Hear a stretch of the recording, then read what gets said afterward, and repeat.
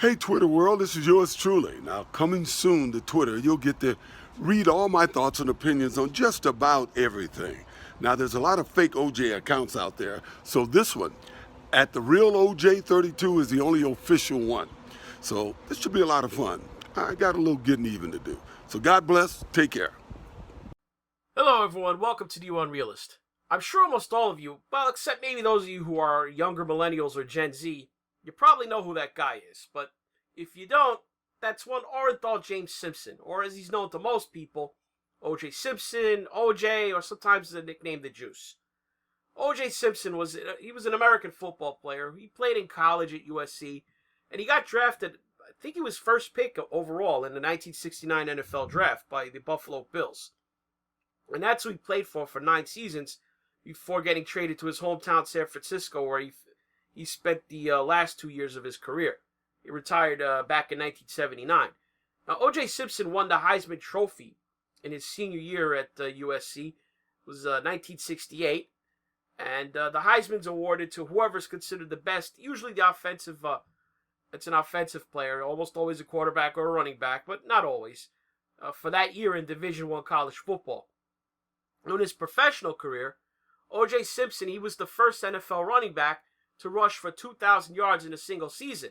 Now, it's especially notable because back when he did it in 1973, NFL teams, they only played 14 games per season back then, not the modern 16 games of today's NFL.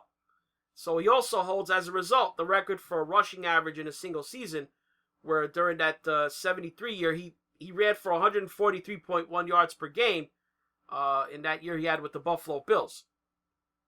So it goes without saying that when O.J. retired, he played in 6 Pro Bowls, and to this day, he's the only NFL running back to run for over 200 yards in 6 different games. And when he retired, he was also second on the NFL's all-time rushing yardage list. Now, granted, since then, as of the start of this 2019 season, he's been surpassed by several backs, and he's now, I think he's 21st on the all-time list. But he was inducted to the Hall of Fame on his first year of eligibility. That was in 1985. And he's regarded by most as one of the best running backs ever to play the game. Now, for O.J. Simpson, retirement was not the end of the story with regard to him being famous and relevant in pop culture. As a matter of fact, you could argue he's probably more relevant in terms of what he's known for. Because he was also an actor. He was an NFL sideline reporter with Monday Night Football, and then he wound up with the NFL on NBC. And he was a top pitchman for commercials. I mean, he was more or less the face of Hertz rental cars for almost 20 years. I mean, you couldn't really turn on your TV in the 80s and early 90s and not see O.J. Simpson running through an airport shilling Hertz rental cars. But fast forward, as a matter of fact, let's go back to 1977 when O.J. Simpson met a woman named Nicole Brown while she was working as a waitress at a nightclub he was at called the Daisy. O.J., he was married at the time, remember, but nonetheless, he started dating Nicole Brown. And O.J. Split with his first wife a couple years later in 1979, but it wouldn't be until 1985 when Nicole Brown and O.J. finally got married. They stayed married for 7 years. They had 2 children together, a son and a daughter. But in about 1989, trouble started to pop up. O.J. pled no contest in a domestic incident with Nicole Brown in 1989. And then in 1992, she filed papers to split with O.J. You know, she cited irreconcilable differences. I'm sure you could use your imagination. There was a brief attempt at getting back together again in 1993, but it didn't take. And on June 12th, 1994, things finally took a horrible turn.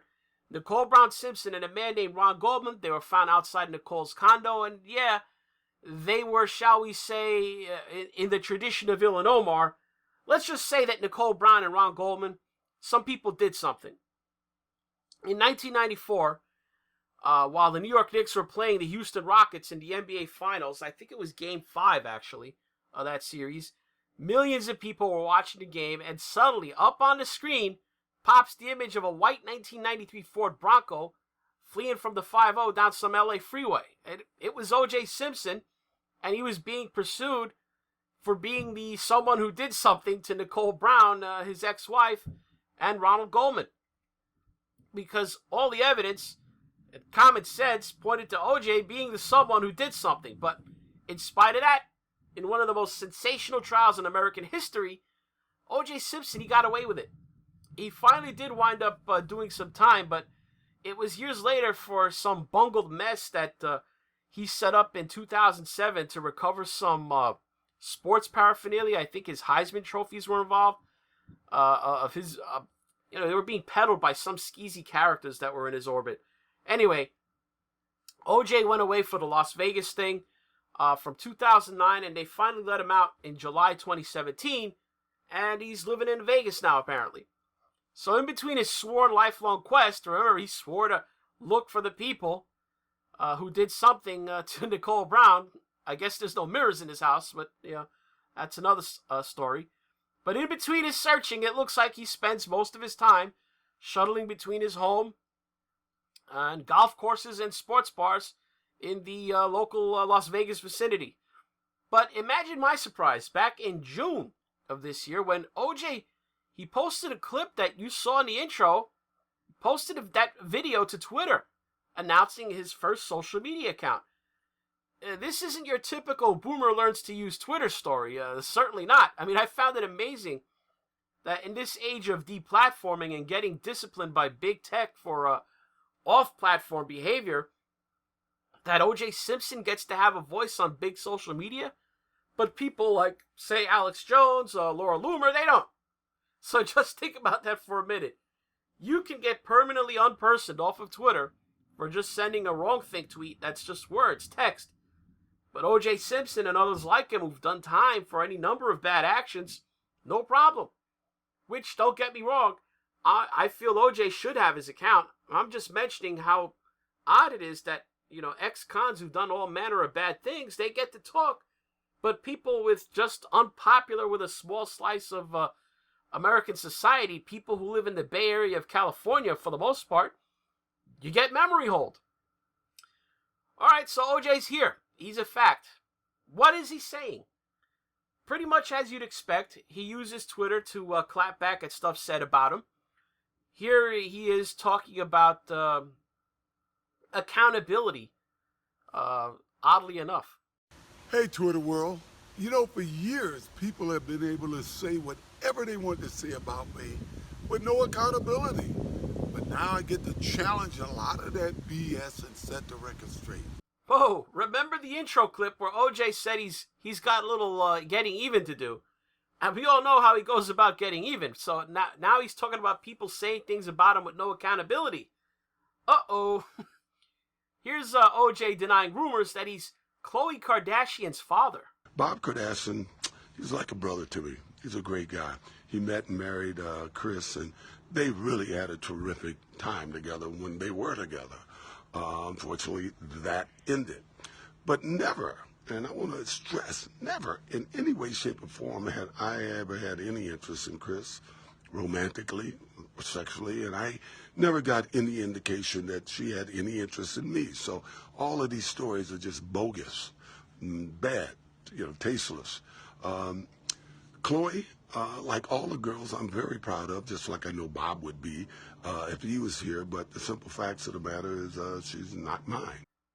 Here's another weird one where OJ talks about a charity youth camp that he started for kids and how that intersects with his knowing Michael Jackson back in the day. I met Michael, it seemed like 100 years ago. His family moved down the hill from me in Encino, and I'd see him around. I actually got to be good friends with Jermaine. Years later, I was playing tennis in my backyard with a neighbor when he got word that his nephew was sent home from summer camp. Now, I know there are probably many similar camps like that around the country now, and they probably would appreciate your donation. Anyway, years later, my house was under siege by the media, and I had somehow got out. I was staying at Don Olmeyer's house, and I was getting my kids on the weekends, and they would come up. Don had a great house, the late Don Olmeyer, I should say. They had a great house, but it was restrictive. Michael found out, he called me and said, OJ, you got to take the kids up to Neverland Ranch. They love it. And I did. and it was wondrous. The kids would come up, they would bring some of their friends, and it was so great that I started bringing my adult friends up there. Michael was never there, but he always had gifts for the kids. My point is, I could never debate anybody about Michael Jackson. I didn't know enough about his private life to do that. What I do know is my experience with him is that he was a kind and generous soul. Hold on. Did OJ just say that Michael Jackson asked him to bring the kids from his ranch up to the Neverland Ranch? We have some potential Ghislaine Maxwell activity going on there. Well, maybe not. I mean, he did say that Michael wasn't there whenever he brought the kids, but do you trust that he'd say so if he did? I mean, look who we're talking about here. Anyway, here we have OJ bringing up his own ego. You know, I want to talk about ego. You know, all athletes have ego, and I always thought my ego was under control until recently when I had an ego attack. A friend of mine, the only female in my fantasy league, said she was watching NFL channel. Okay, did OJ just say he was having an ego problems while talking to a female in his fantasy football league? I mean, she better watch out. Well, believe it or not, OJ also handicaps politics on his account. I mean, it looks like he's been following the 2020 Democrat presidential debates, and here's OJ on the debates, the wisdom of listening to the pundits and the experts and thinking for yourself instead. And I think he's intrigued by Yang and Tulsi Gabbard. Hey, Twitter world, it's me, yours truly, sitting at my house waiting to watch this debate, to hear a bunch of people who think they're capable of running our country.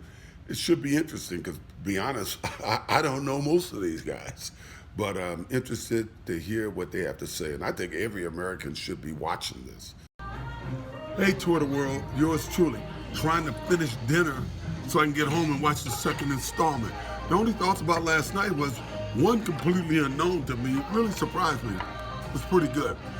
If I have any suggestion, I would say when it's over tonight, turn it off. Don't listen to these pundits and experts tell you who won. But your vote, you're the expert. As far as the debates are concerned, I saw when one of the people actually put out a plan, something for them to debate the merits of tonight. Now, they all should do that. It's easy to say, oh, we should fix global warming, we should have an affordable health care plan, we should have a chicken in every pot. All of that sounds good. The question is, how are you going to do it? Don't point the fingers about what somebody once did or may have done. Put your plan out there. Let's hear you guys debate the merits of that plan. Sometimes I wish there were no Democrats. I wish there were no Republicans. I wish there were just Americans. I'm just saying. Hey, Twitter world, is it my imagination that Yang and Gabbard are the only two who know how to follow the rules of this debate? I'm just saying. I agree with OJ on that. Hell with all these so-called experts on TV. Here's OJ talking about Colin Kaepernick and taking him to task for letting a certain group of people claim the Betsy Ross flag and defending it as a universally American symbol. Lately, I saw where Kaepernick pointed out that the Betsy Ross flag was being used by some, negative groups as their symbol. Well, I said, don't let the negative win. As far as I'm concerned, that flag represents the birth of America. So on this subject, does it really matter what he did in the past? I mean, in this case, he is right about that. It's a silly argument to make. If the same people that Kaepernick says now own the Betsy Ross flag, they can take possession of it just by flying it a few times. Would he say the same if they started flying rainbow flags? I mean, would the rainbow flag suddenly become untouchable because someone he thinks is icky is flying it on a march? I mean, I'm guessing no, he wouldn't say that. So if you can't do that to the rainbow flag, then why would you be able to do it to the Betsy Ross flag? It doesn't work that way. So here's O.J. Simpson expressing his thoughts on paper currency versus electronic currency issues. Do you know there's companies in America that will not accept the American dollar for goods or services? Really? I mean, at one point, I couldn't even buy a bottle of water. I just thought, well, when did the American dollar get usurped? I grew up, they said cash was king. I guess now it's been relegated to a Duke or an Earl. In any event, I know there's a lot of Americans that don't have credit cards, and I just didn't think it was right. Interesting that he'd feel the need to opine on that. But last but not least, the bulk of OJ's videos are of him talking about football. And there's three main areas of focus when he talks about football. Number one, giving advice to current NFL players and owners that are in the news. In football, we have two of the best running backs holding out. Ezekiel Elliott down in Dallas and Melvin Gordon with the Los Angeles Chargers. As far as Ezekiel is concerned, hey, look, this guy's outperformed his rookie contract. And Jerry Jones, let's face it, with him, you're a playoff Super Bowl caliber team. Without him, you may not even make the playoffs. Now, I kind of understand the situation with Gordon because he misses games. Plus, they have this guy Eckler and this guy Jackson, some pretty good backups. But Mr. Spanos, when this guy's on the field playing, he's one of the best in the game. I think you could probably do an incentive-based contract or something. I just know this. This is not the kind of guy you can have miss summer training camp because then I guarantee you he will get hurt. Hey, look, this is what running backs are looking forward to in their future.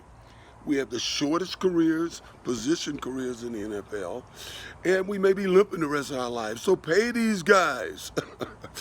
Come on, guys, look.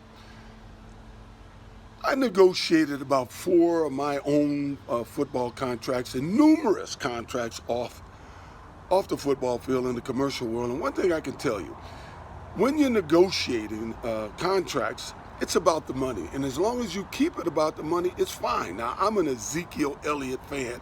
I think anybody who's watched me on Twitter knows that. But in this case, I'm 100% on Jerry Jones' side. The man was telling a joke. It wasn't that funny, maybe, but that's all he was doing was kidding. He's proven that he has supported Ezekiel through a lot of drama over the last 2 or 3 years, and I think he has the utmost respect for Ezekiel. One thing I do know, you can fight over money, and once that contract is settled, you shake hands and you move on. But once you make it personal, that hurt doesn't move on. People carry that resentment for a long time. So guys, let's keep it about the money. I have a suggestion for McCaffrey, for Kamara, for Saquon, and for Elliott. Next year, when you come back to camp, you tell that owner, you don't want to be a running back, you want to be a wide receiver. They know you can run routes and catch the ball. And guess what? When the game is over, you're not going to be sore. You're not going to be touching the ball 20, 30 or more times a game getting hit. You may get hit 8 to 12 times a game like the top paid wide receivers are getting. Catch 8 passes a game and hey, you're a record. You're a record maker. And guess what? You're going to be making $2, $3, $4 million more than you're getting paid, getting hit 30 times a game playing running back. I'm just saying, you're going to feel a lot better when that game's over. You're not going to be sore. You'll be dancing like the wide receivers and the quarterbacks do at them parties when the game's over. I'm just saying, guys. Take care. On another subject, Melvin Gordon, hey, they're not going to pay you. San Diego is frugal. They've let some great backs go, Michael Turner, Sproles, even LaDainian Tomlinson. I know your pride is hurt, but go in there. You got to pay for that $5 million. Go in, play, be Melvin Gordon.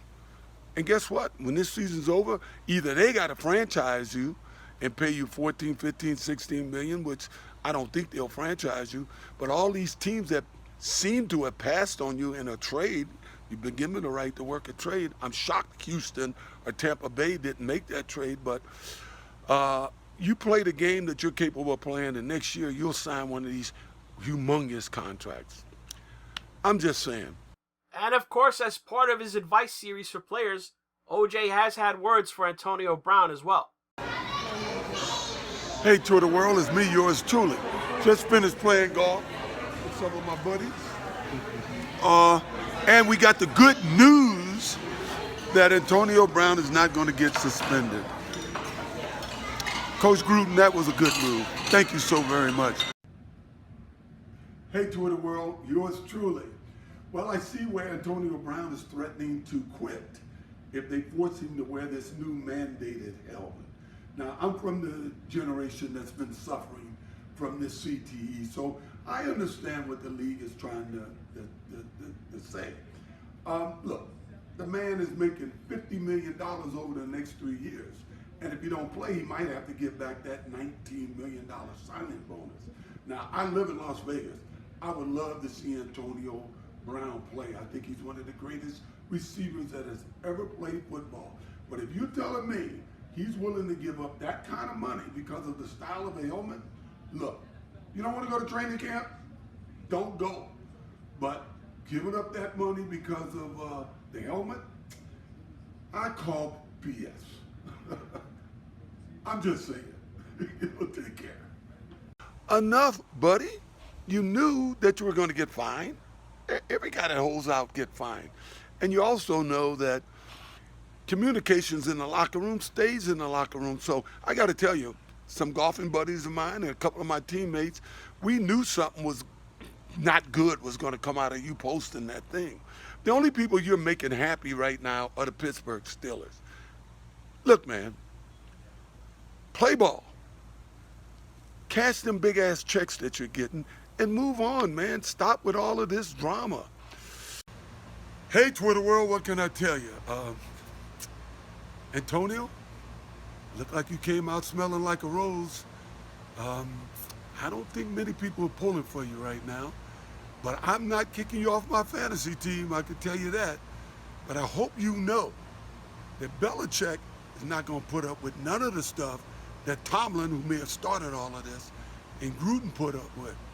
I'm just saying, buddy, I don't think you can act like that in New England. Good luck. Take care. Number 2 area of football focus. OJ's philosophies and thoughts on the relative worth and qualities of certain positions in football, mainly the running back position. That's the nature of the game today. It's about passing. You got to treat the quarterbacks like it's flag football, and God forbid if you hit a wide receiver too hard downfield. But no matter what they say, no matter what the rules say, to win a championship, you still got to run the football. From those Green Bay sweeps to the Dolphins with undefeated Dolphins with Mercury and Zonka and Kick, the 49ers, they were always near the top in running the football. And believe it or not, last year, New England was 5th in running the football. Now, I got to say, I feel a little bad for Ezekiel Elliott. Not sorry for him, because I know he's going to get his money, and he's going to be making somewhere between $15 and $20 million in the not too distant future. But to be in an offensive game plan meeting and knowing that you're the key to that offense and the most valuable player, as far as I'm concerned, of that offense, look a few seats away and see a guy making twice the money that you're making, I'm sorry, I couldn't fathom that. But that's the nature of the beast. That's the NFL today. I'm just saying. Take care. And the number 3 area of OJ's focus, his own personal fantasy football team and the stuff going on with the 10-team league that he's in for the 2019 season. Hey, Twitter world, it's yours truly. Well, last night I had a barbecue at my house. All my fantasy guys came into town, and we picked cards to see who would pick first. Me being the guest, of course, I let everybody pick. I took the last card, and guess what? I didn't even have to use this card that I had up my sleeve. In any event, for the last, month or so, I've been telling you why Mahomes should be the only quarterback picked in the first round. And if I had the first pick, I'd take him. Everywhere I've gone since then, everybody's saying, Juice, come on, you got to take a running back. A running back got to be first. Well, a couple of years ago, I was watching USC play Penn State. They had a sophomore, freshman on the team named Barkley. I said, that guy's going to be a Hall of Famer one day. I'm a running back. So my first pick, 2019, Saquon Barkley. I'm just saying. Take care. Andrew Luck, what did I do to you? You could have retired an hour and a half ago before I picked you in my fantasy picks. I mean, what did I do, man? I've been a fan of yours. Why would you do this to me? Come out of retirement. I'm just saying. Well, we completed our draft this week, not without a little angst and a little drama. I had the first pick, and I finally had to succumb to conventional wisdom and go with a running back, Saquon Barkley, my favorite player, incidentally, instead of Mahomes. By the time it came back to me, all my studs from last year were gone, but I was able to get Michael Thomas from New Orleans. Man, that was a treat. Then I had a little decision to make. I wanted Nick Chubb, running back from Cleveland. I think he's going to have a monster year. But when are you going to be able to get Antonio Brown, that talent, in the third round? And with Helmet Gate gone, I took Antonio. By the time it came back to me, I wanted to shore up my runners. So as a rookie, rookies who hit the ground running are running backs, pun intended. So I took Josh Jacobs of the Oakland Raiders. And then I took Andrew Luck, and at this point, I am smiling like the cat who ate the canary. That changed. By the time it got back to me, we had learned that Luck had retired. I was a little pissed off and a little sad. Pissed off because I wish that would have come out an hour earlier, and sad because the game was losing one of the great players and nice guys. Take a year off, vacation, come back to the game, Andrew. Then I was lucky. I was able to get Matty Ice, Matt Ryan, who I had both of those guys last year. And then on the switch around, the three tight ends were gone, so I was able to get Jared Cook. And I figured if Drew Brees could make Jimmy Graham look like a Hall of Famer, so could he do that with Cook. In any event, the rest of my draft, well, you're going to think I'm crazy as a hoot owl. I think I might be a savant. We'll talk about that later. But for now, I think I'm going to be tough to beat. I'm just saying. Take care. It's amazing to me that you all know what this guy did. And here he is giving us the rundown on his fantasy football league. I mean, if this isn't peak 2019 clown world, I mean, I don't know what is. I just want to reiterate what I'm saying. The whole point of this video is that I think, as disgusting as it is for the families of Nicole Brown and Ron Goldman, to know that this guy is out there and spending his time playing golf and managing a fantasy football team to occupy the rest of his days, he's got the right, and he should be able to opine on his own Twitter account for, whoever does want to hear him on whatever subjects. I mean, he's got almost 1 million followers. I mean, when he puts out a video, anywhere from 250,000 to sometimes more than 1 million people watch it. It's, as terrible as what we think this man did is, he should not lose the ability to express himself. And messed up as it was that our system of justice decided he did not have to pay for what we think he did, and the thing that they did eventually nail him for, I mean, he served his time, and as far as that system is concerned, so long as he behaves, he doesn't owe them anything further.